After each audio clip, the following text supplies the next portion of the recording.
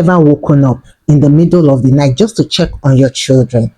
And at the end, when you got there, you find out that your young teenager's middle age has bedwetted again. And instead of showing compassion, what happens? You release your anger. You forgot about empathy because you have tried every method you can, but yet the child is not still responsive.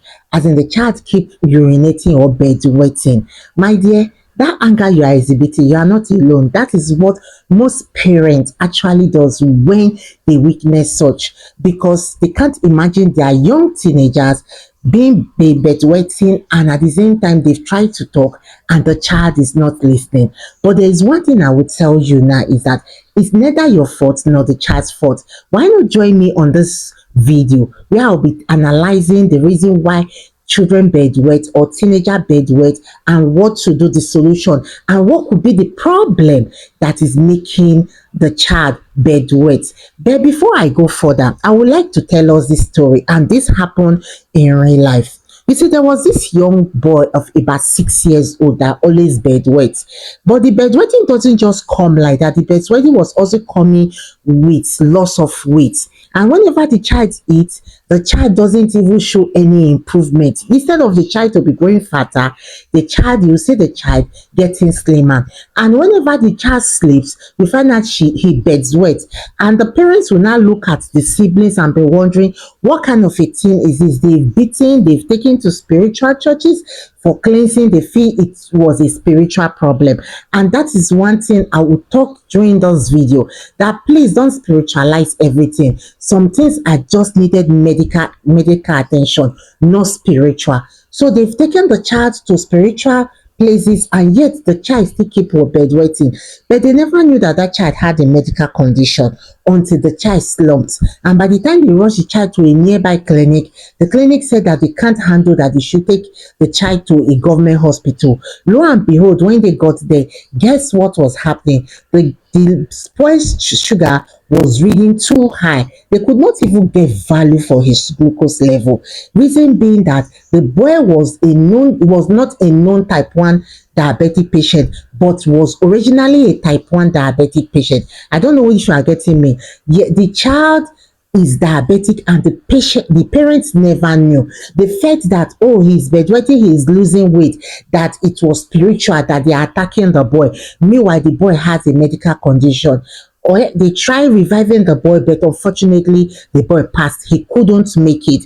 And the person that told me this story first of all asked, does sugar affect children? And that is where awareness comes in, that yes, sugar affects children, especially the type 1 is the one that affects children, infant and neonate and all. And most time parents are not being enlightened to know if the child is a type 1 diabetic patient. Well, I will not also blame them, because where they give birth, and also the hospital has never come up or most time teach us or tell us if the child is diabetic or not. We just give birth and they bundle our child for us and we take home. The rest is now left between you and your partner to not decide what is happening to the child. So with this, I hope you have gotten a grip of what could have been leading to children, young adults, bedwetting without anything. Like I said, please don't spiritualize anything. Let's move forward to the main video. You see, bedwetting in the night by teenagers or young adults is called nocturnal enuresis. I hope I got it well. Nocturnal enuresis, and is a condition whereby a child or a teenager bedwets unintentionally. Please take note of this, unintentionally. And there might be so many factors that could lead to it, and a lot of us parents might not actually know. Like a story that was told to me, they said the child was bedwetting and they felt that it was a spiritual problem. Meanwhile, the child has a serious infection that was making the child bedwet. It was after a series of prayers going from one place to another that they find out that it is no longer spiritual, because this, no matter what they do, they find out that the child will still bedwet. Somebody advised them to take the child to the hospital, and lo and behold, that was where the child was treated and at the end of the day the child stopped bedwetting. And this is a story for most of us, that we feel that everything is spiritual, especially we from this part of from this part of Africa, where we believe everything is spiritual. If it was an advanced country, by the time you notice a child that is not supposed to be bedwetting and is bedwetting, the first thing they do is to seek medical attention. It could be something that is wrong. It could be it could be a hormonal balance. It could be stress. It could be anything that leads to this child bedwetting. But here in our country, what we find ourselves is start blaming people that we ought not to blame, and be dragging unnecessary attention to our child. And sometimes, as we go further into this topic, there is something I would like to tell you. I know a lot of parents that are battling this in their home. One of the things that is even eating them up is shame. Shame is one thing that's making them not to speak out. Let me tell you the truth. You are not alone in it. Just as you have been ashamed about the whole situation, that is how the child involved is also being ashamed of it. That is why I will tell you one thing for free.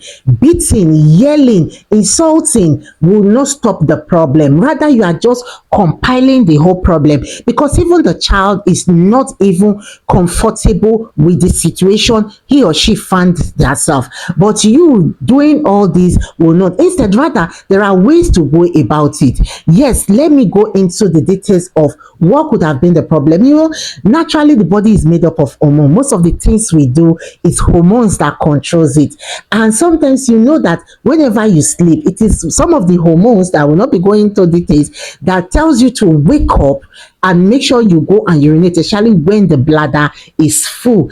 And some of these children, these hormones doesn't function. So imagine you go to sleep and this hormone is not telling you that, hey, please wake up, go and wee. What next? When the bladder is full, the bladder will want to empty itself, and the next thing, the bladder empty itself where he find himself. So you find out that most time it is not only spirituality or the child's fault. It could be that that child is lacking this particular hormone, and if you don't go to the hospital, let me be frank with you, you will not know that such a thing is actually happening. So now you've talked to that child, you've beaten, you've shouted, you've yelled, you've called family people, and it's still not working. Do you think that that child is doing it intentionally? No, the child is not doing it intentionally. So there could be a problem. One of it is this hormone. Let me first of all start with this adage. Let me say this adage. They said the only dream that comes to pass is bedwetting. And when you ask some of these children, why are you bedwetting? You will hear them that they will be telling you that, oh, I was dreaming I was in the toilet or in the restroom trying to urinate. I never knew I was urinating it right on myself. Bad dream. And that is why I am telling you that that hormone is not working on the child to wake the child. So when the bladder is filled up, the child tends to pass out urine where he or she is at that time. Another thing could be stress. Yes, some children are so stressed that when they sleep, they don't even know where they are. Or because of that stress hormone, you find out that they will be passing out urine unintentionally whenever they are sleeping, and they don't have control over it. So sometimes you find out that this thing is not even their problem. Imagine a child that is so stressed, and by the time the child managed to sleep, that child, even to wake up is even a problem. And now the bladder is full. Like I will tell you, the bladder is full. The bladder will always want to empty itself. And now the bladder empty itself where it feels comfortable to empty. So you find out that it is not this child's fault. Another big one is this. You find out that a lot of our children, especially girls, I'm going to talk more on this, is that they might be sexually molested.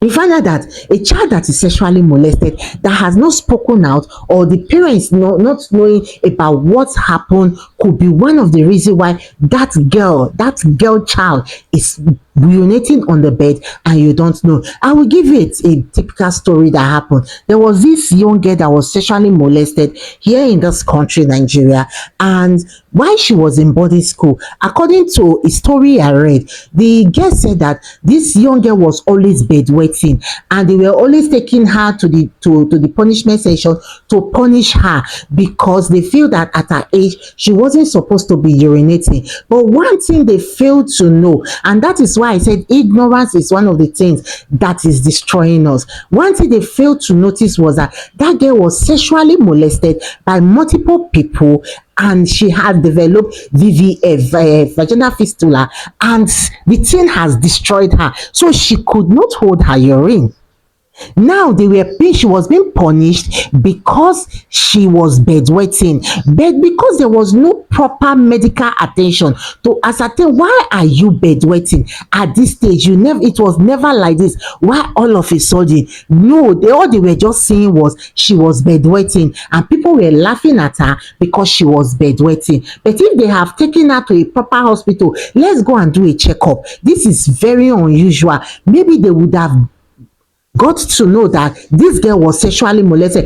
It was after she left this world that was when people started speaking of their experience. So you could imagine such a case. And that is one of the cases that is happening. That's one of the causes of what is happening to a teenage girl. If you notice your daughter, your young daughter, is passing out urine, please, the first thing you should do is to take that child to the hospital. Let them first of all ascertain. I hope that girl is not sexually molested. And if that is ruled out, then you now face every other thing. But the first thing to rule out is let there be not a damage to that child.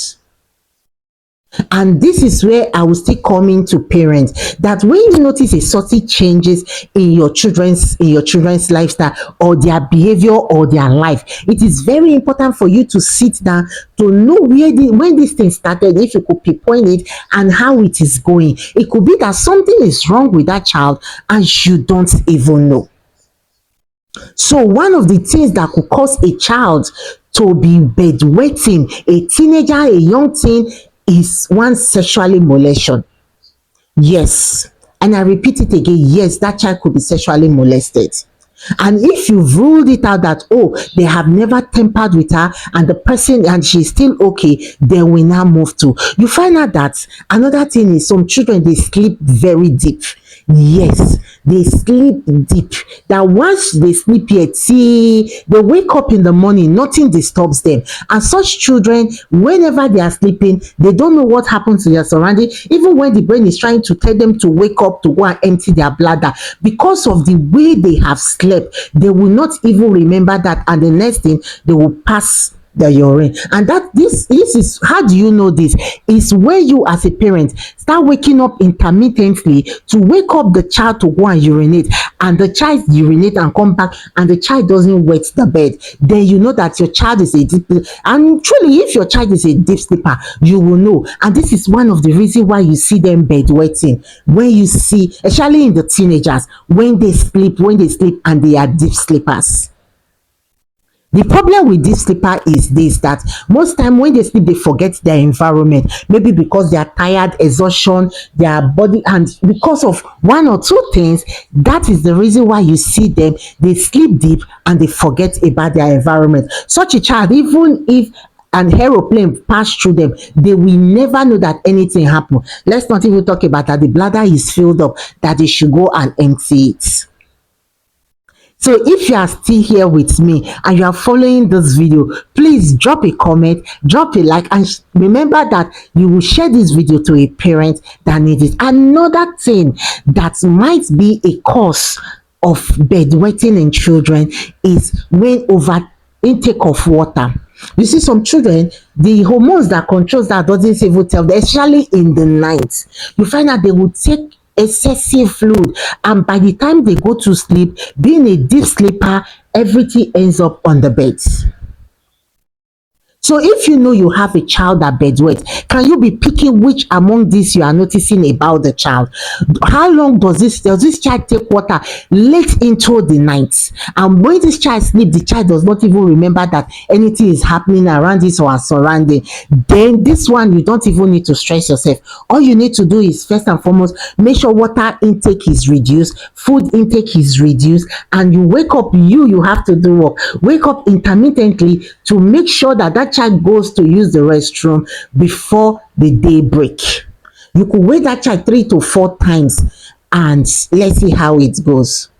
So now you now notice that, oh, the child, it's not because the child has been molested, it's not because the child is a deep sleeper, it's not because the child take excessive fluid, it's not because the brain that the hormones that helps to regulate or tells you to wake up to go and urinate in the morning or when the bladder is full is not actually working. This could be a different thing entirely, and this is where it brings me to diabetes. You see, one of the things, like I started it with my story, is this: a lot of us parents don't know that type 1 diabetes could be one of the reasons your child is bedwetting, even type 2. And because the child is not on medication, the child has not been treated, then the child will always pass urine. Even when you wake the child to go and urinate, because of the frequency, because of too much sugar in the child's body, you find out that the body is trying to release some of the glucose. And one of the way it does is passing it through urine. And you find out that in less than 20 minutes, the child is passing that urine. So if you wake up in the night 3 4 times and that child still beds wet, my dear, go and check. That child could be battling type 1 diabetes. And this is one of the major things that happen to children that bedwet. A lot of them don't even know that the children are battling with diabetes. One, no information, no proper information, nothing to even tell that such a thing is even happening. And so that is why when you notice that your child is bedwetting, you have to look at all these things I've been saying and see which one belongs to your child. Then you now understand when you should be doing the right thing. It's not by yelling. That is why I said, even if you yell, you beat, you shouted, it will not solve the problem, because until the cause of that problem is being noted or detected, that child will keep bedwetting even up to adulthood. And there is something, sometimes it's a phase. Some of them will bedwet up to teenage age and it will stop. Some of them will bedwet up to adult. And those ones are the ones that I'm even concentrating on, that you should be able to look at what could be the reason. If it is happening, it could be that the child is diabetic, a deep sleeper, lack of hormones, and so many other things. Now that you know, you tell me, so what should I do? So in the case of the type 1 diabetes, oh, you now notice that then proper medication, the child will stop on its own.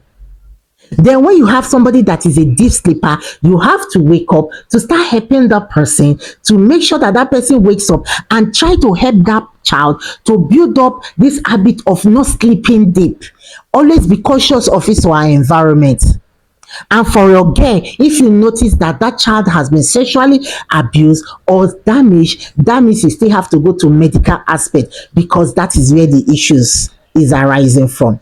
So now, before you achieve this, what can you do? Let me tell you, you find out that, oh, you are thinking everywhere will be smelling the foam and everything. So what I will advise you is this: while you are battling the child, while you are battling the process of this child trying to stop bedwetting, why not get a protective cover for the bed or for the mattress? Put it there, let the child be sleeping on it, and in the morning the child goes, do the needful with it, and see how you can encourage the child. And above all, the best cure for all this is love, not resentment, not shame, not quarrel, not anger. I know it is normal, because a lot of people that their children does this, the anger, the shame, and every other thing. This is the time to sit your child down, to tell them that, oh, it is not your fault, I can feel your pain, it is because of this, but we are in it together. However, you say the child to tell me, what is the problem? Is there anything you feel we should do that will help us battle this bedwetting? I know at your age it's not proper, but now we have found ourselves in it. What can we do? Let the child know that you are not alone in it, but we can win this war against bedwetting. And don't say no, the child will not listen, it will not become an habit. No, that child you are beating, that child you are smacking, that child you are shaming, that child is not also happy with his or her condition, because the child cannot go in somebody's house to sleep without doing it. So the child will not even have what we call a free life of his or her own. So what do you see? that the child is also battling that thing you are battling with. But you see, with your love, with your encouragement, with everything that you've put through, you find out that one day the child will be come out of that. And please, the day of dryness, learn to celebrate it and look at the process. What happened that this boy, this girl did not bedwet today? What could have been the little changes that you notice? What could have been the lifestyle changes that happened? Then you follow that regime. With this, you will be able to win the war against bedwetting, especially in your teenagers. I know it is not something that a lot of parents learn to talk about, because it's a shameful thing. How can you go and tell your friend that my son bedwet? But if he comes become beyond you, if you did not see this video, you come across this video, these are step by step ways I believe you will go and that child will stop bedwetting. And please stop spiritualizing everything, because spirituality has nothing to do with some certain things that is happening to us. All we just need is a medical attention that will just be there. Sometimes just one drug will just stop everything. Just one single tablet can stop everything. And that is why I will repeat again. If you notice changes in your children and you notice that it is not something you can handle, please seek medical attention. It is the only best solution or the best thing that can save you and save that child. I hope I've been able to tell you something. Until I come your way next time, if you are new to this channel and you know you find this video very helpful, please can you share this video to a parent? Can you share this video to people? Let's start creating awareness, especially in the area of type 1 diabetes, where you find out it's common with people, teenagers that bedwet. A lot of them are type 1 diabetic and they are unaware of it.